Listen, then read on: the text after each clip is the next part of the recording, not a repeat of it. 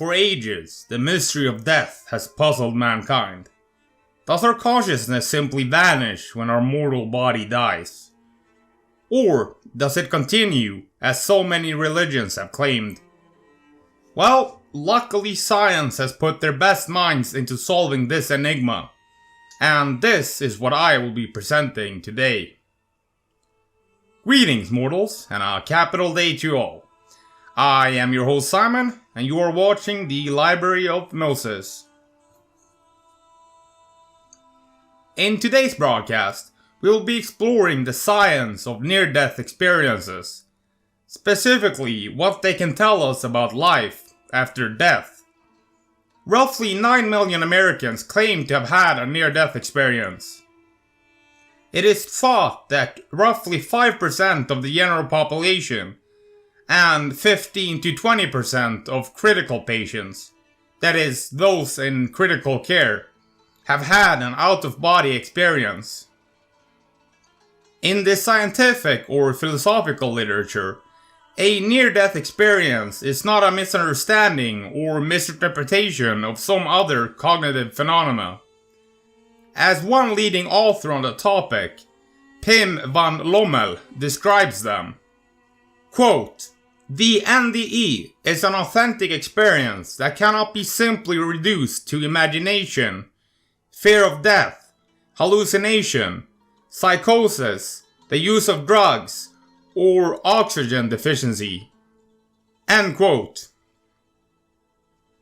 NDEs need to be examined as their own thing, a separate experience that millions of people around the world encounter, and which is irreducible to any other existing neuroscientific explanation.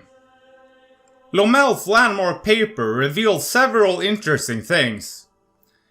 First, NDEs have been shown to occur some minutes after the heart of a critical patient has stopped, and at a time when the brain ordinarily stops functioning and cortical activity becomes isoelectric. This implies that whatever the source or reason for these NDEs, it does not lie in normal, understood brain processes. Second, our recollection of NDEs is much more like real memories than imagined memories. As a research team from the University of Padova showed, NDE memories and the real memories had the same amount of mnesic characteristics, and both were more complex and richer than imagined memories. That is to say, NDEs cannot be immediately dismissed as the fictional nonsense of near death, at least in terms of memory and recollection. Finally, and perhaps most shockingly, people who have had NDE can often recount things that actually happened while they were unconscious, such as an open heart operation taking place. Even more oddly, in a point considering by psychiatrist Dr. Bruce Grayson in a video for Big Think, sometimes NDEs feature events that the experiencers couldn't even have known about. In Grayson's case, a patient could see him talking to a colleague a corridor away from where her bed lay. He could think of no other explanation for how she knew that fact. So, I managed to find a very interesting article on the National Library of Medicine, which, by the way, is an official website of the US government. I found most of this research so profoundly interesting that I will be simply reading excerpts from the article verbatim. So, to start us off, the first prospective study of the accuracy of out-of-body observations during near-death experiences was by Dr. Michael Sabom. This study investigated a group of patients who had cardiac arrests with NDEs that included OBs, and compared them with a control group of patients who experienced cardiac crisis, but did not have NDEs. Both groups of patients were asked to describe their own resuscitation as best they could. Saboom found that the group of NDE patients were much more accurate than the control group in describing their own resuscitations. Another prospective study of out-of-body observations during near-death experiences with similar methodology to Saboom's study was published by Dr. Penny Satori. This study also found that near-death experiencers were often remarkably accurate in describing details of their own resuscitation. The control group that did not have NDEs was highly inaccurate, and often could only guess at what occurred during their resuscitations. Two large retrospective studies investigated the accuracy of out-of-body observations during near-death experiences. The first was by Dr. Janice Holden. Dr. Holden reviewed NDEs with OBEs in all previously published scholarly articles and books, and found 89 case reports. Of the case reports reviewed, 92% were considered to be completely accurate, with no inaccuracy whatsoever when the OBE observations were later investigated. Another large retrospective investigation of near-death experiences that included out-of-body observations was recently published. This study was a review of 617 NDEs that were sequentially shared on the NDE-RF website. Of these NDEs, there were 287 NDEs that had OBEs with sufficient information to allow objective determination of the reality of their descriptions of their observations during OBEs. Review of the 287 OBEs found that 280, 97.6%, of the OBE descriptions were entirely realistic and lacked any content that seemed unreal. In this group of 287 NDEers with OBEs, there were 65, 23%, who personally investigated the accuracy of their own OBE observations after recovering from their life-threatening event. Based on these later investigations, none of these 65 OBEers found any inaccuracy in their own OBE observations. The high percentage of accurate out-of-body observations during near-death experiences does not seem explainable by any possible physical brain function as it is currently known. This is corroborated by OBEs during NDEs that describe accurate observations while they were verifiably clinically comatose. Further corroboration comes from the many NDEs that have been reported with accurate OBE observations of events occurring far from their physical body and beyond any possible physical sensory awareness. Moreover, NDE accounts have been reported with OBEs that accurately observed events that were completely unexpected by NDEers. This further argues against NDEs as being a result of illusory memories originating from what the NDEers might have expected during a close brush with death. Near-death experiences with vision in the blind and supernormal vision. There have been a few case reports of near-death experiences in the blind. The largest study of this was by Dr. Kenneth Ring. This investigation included 31 blind or substantially visually impaired individuals who had NDEs or out-of-body experiences. Of the 31 individuals in the study, 10 were not facing life-threatening events at the time of their experiences, and thus their experiences were not NDEs. There were 14 individuals who were blind from birth in this study, and 9 of them described vision during their experiences. This investigation presented case reports of those born totally blind that described in NDEs that were highly visual with content consistent with typical NDEs. The NDERF website has received additional case reports of near-death experiences among those legally blind. For illustration, the following NDE happened to Marta, a 5-year-old blind girl who walked into a lake. Quote, I slowly breathed in the water and became unconscious. A beautiful lady dressed in bright white light pulled me out. The lady looked into my eyes and asked me what I wanted.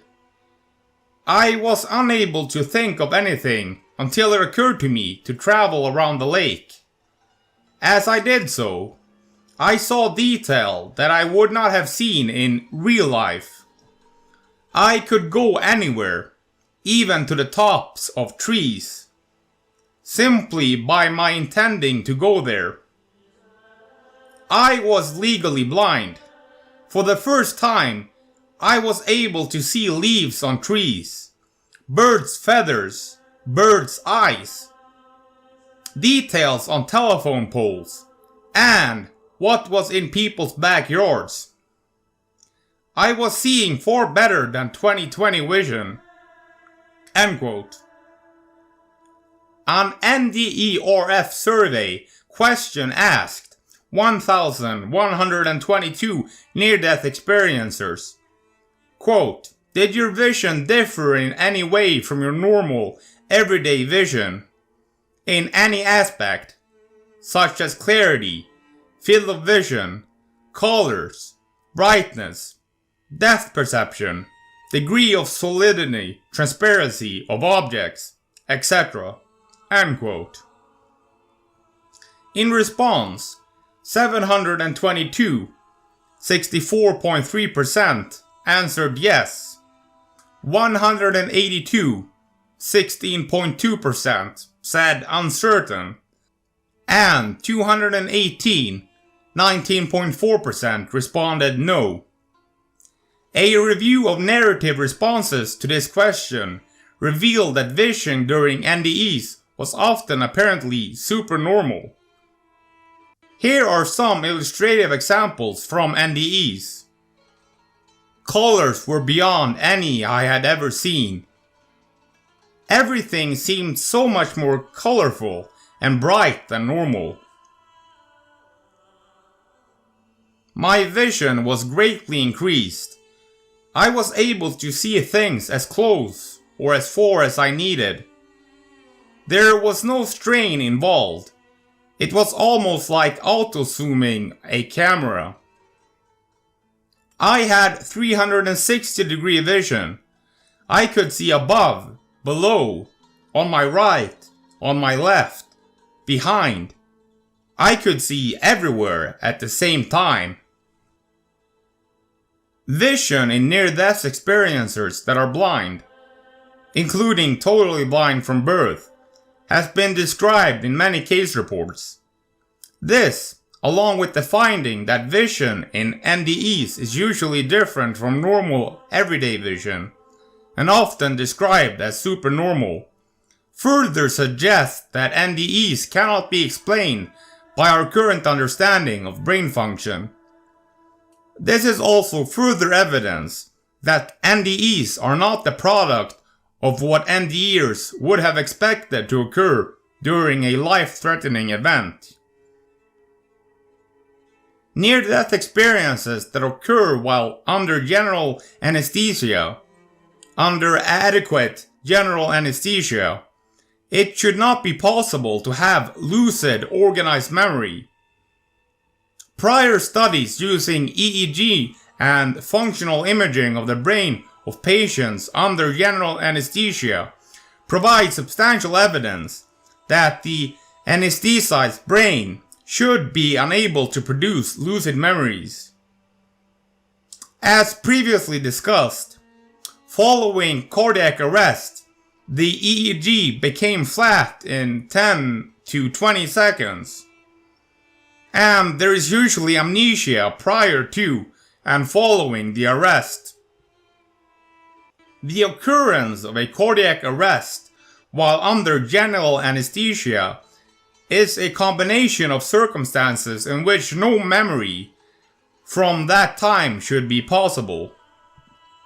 Here is an illustrative example of an NDE that occurred under general anesthesia during surgery for a heart valve replacement. During my surgery, I felt myself lift from my body and go above the operating table. The doctor told me later that they had kept my heart open and stopped for a long time, and they had a great amount of difficulty getting my heart started again. That must have been when I left my body, because I could see the doctors nervously trying to get my heart going. It was strange to be so detached from my physical body. I was curious about what they were doing, but not concerned. Then, as I drifted farther away, I saw my father at the head of the table. He looked up at me, which did give me a surprise, because he had been dead now for almost a year. End quote. I reviewed 613 near-death experiences shared with NDE-RF, and found 23 NDEs that appeared to have occurred while under general anesthesia. Cardiac arrest was the most common life-threatening event that was described in association with the occurrence of these NDEs. I compared the response of these 23 NDEs to the 590 non-anesthesia NDEs by reviewing how both groups responded to 33 survey questions that asked about the content of the NDEs. Chi-square statistics was used for this comparison. Due to the large number of questions asked, statistical significance was set at p0.01. The only statistically significant difference between the two groups was that the anesthesia NDEs were more likely to describe tunnels in their experiences. An NDE-RF survey question asked, "How did your highest level of consciousness and alertness during the experience compare to your normal everyday consciousness and alertness?" For the NDEs occurring under general anesthesia, 83% of the respondents answered more consciousness and alertness than normal. To this question, compared to 437, 74% for all other NDEs. The response to this question by the two groups were not statistically significantly different. This suggests, remarkably, that the level of consciousness and alertness in NDEs is not modified by general anesthesia. Other near-death experience investigators have reported NDEs occurring while under general anesthesia. Dr. Bruce Grayson, a leading NDE researcher at the University of Virginia, states, "In our collection of NDEs, 127 out of 578 NDE cases, 22%, occurred under general anesthesia, and they included such features as OBEs that involved experiencers watching medical personnel working on their bodies, an unusually bright or vivid light, meeting deceased persons, and thoughts, memories, and sensations that were clearer than usual." NDEs due to cardiac arrest while under general anesthesia occur and are medically inexplicable. Near-death experiences and life reviews. Some near-death experiences include a review of part or all of their prior lives. This NDE element is called a life review. NDEers typically describe their life review from a third-person perspective. The life review may include awareness of what others were feeling and thinking at the time earlier in their life when they interacted with them. This previously unknown awareness of what other people were feeling or thinking when they interacted with them is often surprising and unexpected to the NDEers. Here is an example of a life review. Quote, I went into a dark place with nothing around me, but I wasn't scared. It was really peaceful there. I then began to see my whole life unfolding before me, like a film projected on a screen, from babyhood to adult life. It was so real. I was looking at myself, but better than a 3D movie, as I was also capable of sensing the feelings of the persons I had interacted with throughout the years. I could feel the good and bad emotions I made them go through. End quote. In my review of 617 near-death experiences from NDE-RF, a life review occurred in 88 NDEs, 14%. None of the life reviews in these NDEs appeared to have any unrealistic content as determined by my review, or based on comments by NDEers about their own life reviews.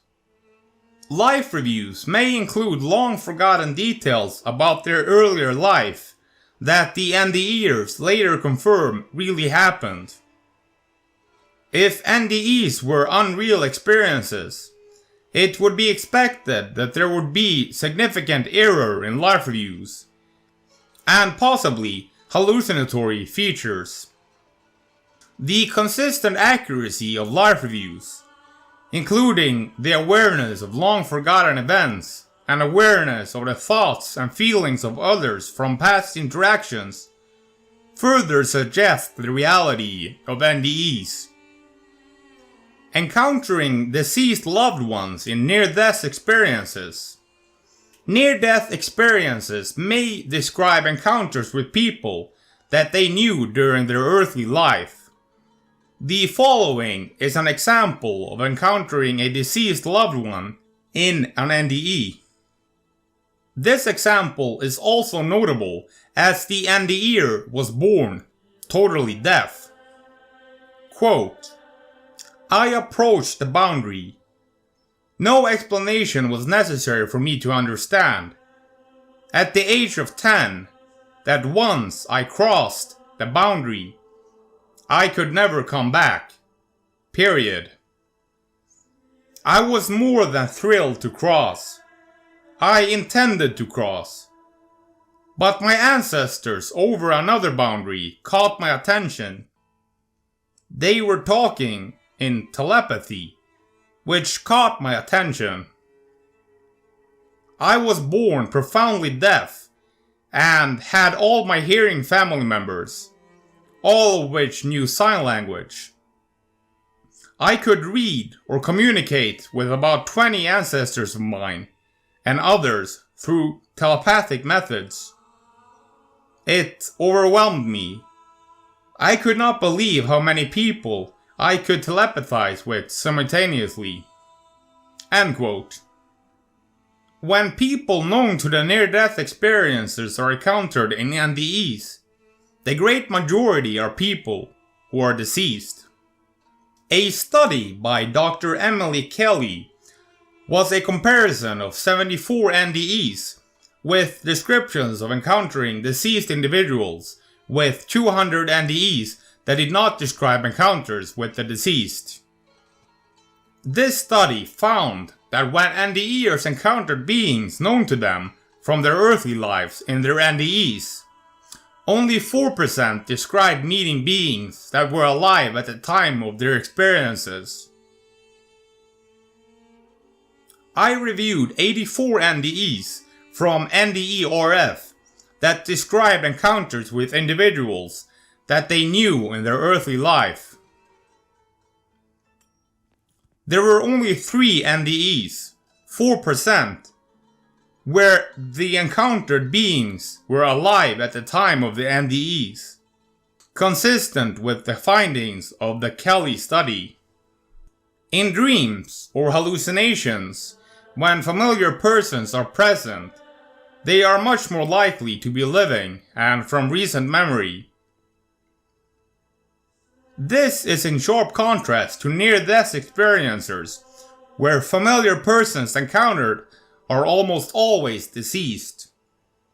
Cases have been reported by NDEers of seeing a person who they thought was living, but in fact had recently died.